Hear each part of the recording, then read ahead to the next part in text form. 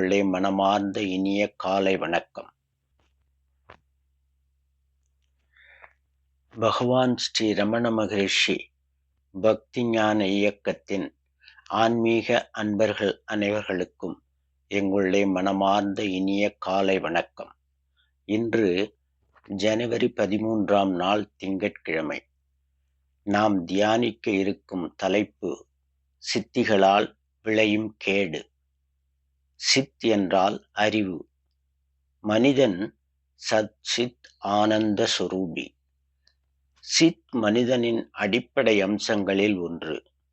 எனவே மறந்தும் நாம் பிறரை பார்த்து உனக்கு அறிவு இருக்கா என்று கேட்கக்கூடாது.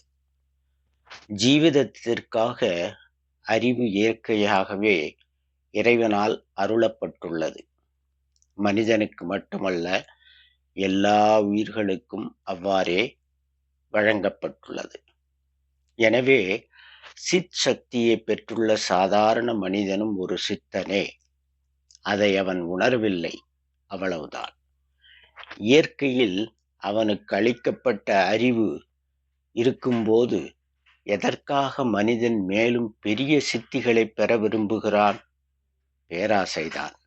வேறென்ன காரணம்? மற்றவர்களை விட தான் உயர்ந்தவன், பெரியவன் என்று பிறர் தன்னை புகழ வேண்டும் என்னும் ஆசை. புகழாசை வேசினும் கொடியது. பொன்னாசை மண்ணாசை துறப்பது கூட எளிது. ஆனால் வேசி வசப்பட்டவன் தப்புவது மிகவும் கடினம். இன்று தொழில்நுட்பத் துறையில் புதிதாய் புகுந்துள்ள செயற்கை நுண்ணறிவு, அதாவது ஆர்டிஃபிஷியல் இன்டெலிஜென்ஸ், ஒரு மகா சித் சக்தியே ஆகும். செயற்கை நுண்ணறிவு AI மனிதனுக்குள்ள கொஞ்ச நஞ்ச இயற்கை நுண்ணறிவையும், அதாவது சித் சக்தியையும் அழித்து விடாமல் விழிப்போடு நாம் பாதுகாக்க வேண்டும். இப்பொழுது மனிதனுக்கு இறைவனால் அளிக்கப்பட்டுள்ள அற்ப சித் சக்தியால் உண்டாகும் துன்பத்தையே அவனால் தாங்க முடியவில்லை. இன்னும் பெரிய சித்தன் ஆனால் விளையும் துயரத்தை பற்றி என்ன சொல்ல? மகா சித்திகளை பெற்ற ஒருவன் என்ன செய்வான்? தன் சக்தியை பிறர் மேல் பிரயோகித்து சோதித்து பார்ப்பான். அவனை தன் அடிமையாக்குவான். இன்று வல்லரசு நாடுகளுக்கிடையே நாம் காணும் யதார்த்த காட்சி இதுதானே.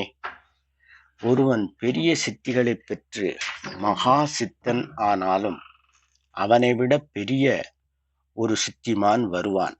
வரும்போது சிறிய சித்திமானின் சக்தி பயனற்று போகும். எனவே பெரிய சித்திகளுக்கு ஆசைப்படாமல் யதார்த்த சித்தர்களாய் ஆனந்தமாய் வாழ்வோமாக. ஓம் தத் சித்.